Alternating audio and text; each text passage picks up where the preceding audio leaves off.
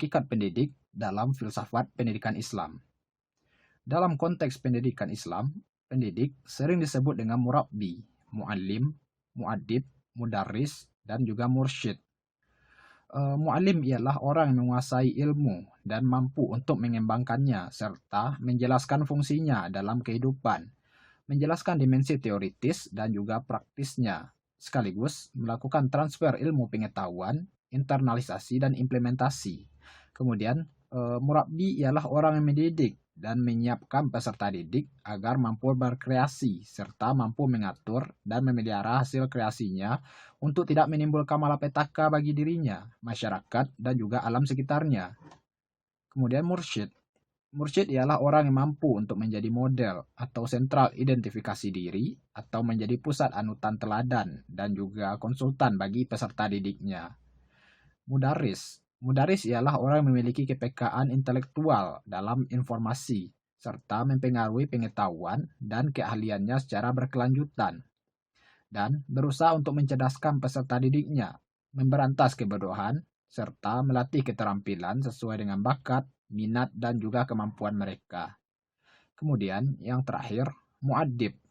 Muaddib ialah orang yang mampu menyiapkan peserta didik untuk bertanggung jawab dalam membangun peradaban yang berkualitas di masa yang akan datang.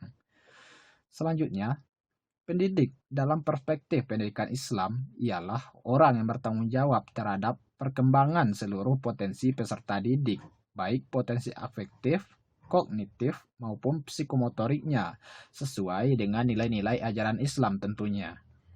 Kemudian, pendidik profesional ialah orang menguasai ilmu pengetahuan sekaligus mampu untuk melakukan transfer ilmu pengetahuan serta mengamalkannya sehingga mampu untuk menyiapkan peserta didik agar dapat tumbuh dan berkembang dalam hal kecerdasan dan juga dalam hal kreasi untuk kemaslahatan diri dan juga masyarakatnya.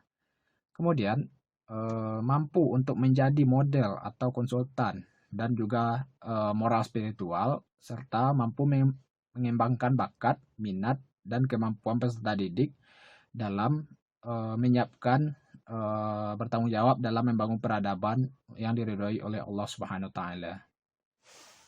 Baiklah, di sini Ilva akan melanjutkan pembacaan makalah dari pemakalah sebelumnya. Di dalam Al-Quran sudah dijelaskan bahwa pendidik itu ada 4. Yang pertama yaitu Allah Subhanahu wa Ta'ala.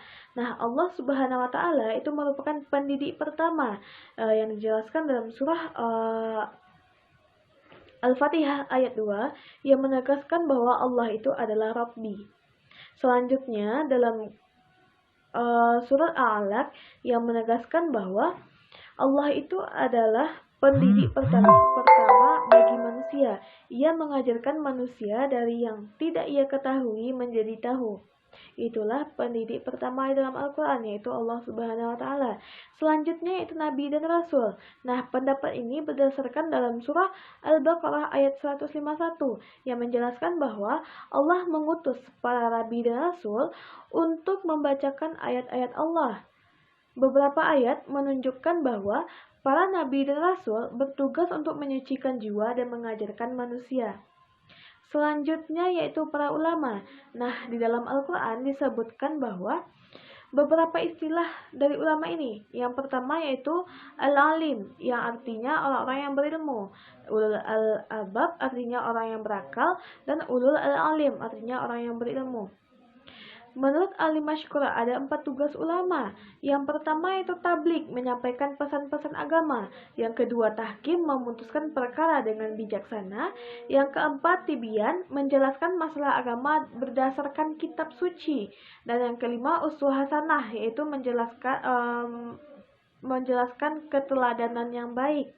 Nah, selanjutnya yaitu yang terakhir orang tua. Pendapat ini didasarkan pada surah Al-Isra ayat 24 yang menyatakan bahwa orang tua bertugas mendidik, memelihara, dan mengasuh anak. Dan surah Al-Luqman ayat 12-19 yang menjelaskan bahwa Luqman mendidik anaknya dengan mengajarkan ketauhidan dan menjauhi kemusyrikan. tugas dan tanggung jawab pendidik. Yang pertama, orang tua. Orang tua adalah orang terdepan dan pertama sebagai pengajar bagi anaknya. Tugas sebagai orang tua yaitu yang pertama, pendidik Muslim bertugas melanjutkan tugas-tugas para nabi dan rasul menjelaskan bahwa Allah sebagai maha pendidik.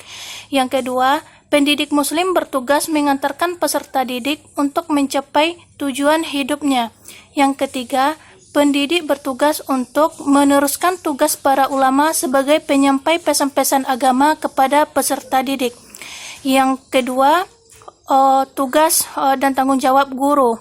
Yang pertama, menurut Al-Abarsy, yang pertama yaitu guru harus menaruh rasa kasih sayang terhadap murid dan memperlakukan mereka sebagai perlakuan anak sendiri. Yang kedua, tidak mengharapkan balas jasa ataupun ucapan terima kasih, tetapi bermaksud untuk mengajar mencari keridaan Allah. Yang ketiga, memberikan nasihat kepada murid pada tiap kesempatan. Yang keempat, mencegah murid dari akhlak yang tidak baik dengan jalan sindiran jika mungkin dan dengan jalan terus terang, dengan jalan halus dan tidak mencela. Yang kelima, seorang guru harus menjalankan ilmunya dan jangan berlainan kata dengan perbuatannya. Yang kedua, menurut Ubiyati, dia mengemukakan dua buah tugas dan tanggung jawab sebagai guru. Yang pertama, membimbing peserta didik kepada jalan yang sesuai dengan ajaran agama Islam.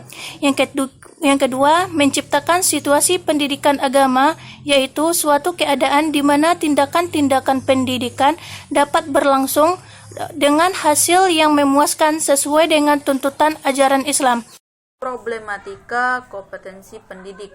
Nah, sebelumnya kita pahami dulu, kompetensi itu adalah seperangkat pengetahuan, keterampilan, dan perilaku yang harus dimiliki, dihayati, dikuasai oleh pendidik dalam melaksanakan tugas keprofesionalannya. Nah, kompetensi juga bisa diartikan sebagai gambaran dari hakikat kualitatif dari pendidik yang sangat berarti. Nah, bisa disimpulkan, kompetensi itu adalah kemampuan dan kewenangan pendidik dalam melaksanakan profesi kependidikannya. Nah, pendidikan Islam ini yang profesional itu harus memiliki kompetensi-kompetensi yang lengkap. Di antaranya itu meliputi yang pertama, penguasaan materi yang komprehensif serta wawasan dan bahan pengayaan terutama pada bidang-bidang yang menjadi tugasnya. Yang kedua, penguasaan strategi mencakup yaitu yang pertama pendekatan, metode, dan teknik pendidikan Islam termasuk kemampuan evaluasi. Nah, yang ketiga, penguasaan ilmu dan wawasan kependidikan. Yang keempat, memahami prinsip-prinsip dalam menafsirkan hasil dari penelitian pendidikan guna untuk keperluan pengembangan pendidikan Islam di masa depan. Terus, yang kelima, memiliki kepekaan terhadap informasi secara langsung atau tidak langsung yang mendukung kepentingan tugasnya. Nah, lanjut, kompetensi pendidik dalam Islam itu ada 3 yang dijelaskan dalam makalah juga. Yang pertama yaitu kompetensi personal religius. Nah, kemampuan ini berkaitan dengan kepribadian agamis yang artinya pada dirinya melekat nilai-nilai lebih yang hendak transinternalisasikan kepada peserta didik, yaitu misalnya kejujuran, amanah, kecerdasan, tanggung jawab, musyawarah, kebersihan, keindahan, kedisiplinan, ketertiban, dan lain sebagainya. Nah, yang kedua yaitu kompetensi sosial religius, yakni kemampuan yang berkaitan dengan masalah-masalah sosial selaras dengan dakwah Islam. Ya, seperti contohnya itu sikap gotong royong, tolong menolong, egaliter, dan persamaan derajat antar manusia, sikap toleransi, dan sebagainya. Yang ketiga, yang terakhir itu kompetensi profesional religius, yakni kemampuan yang berkaitan dengan pelaksanaan tugas keguruannya secara profesional.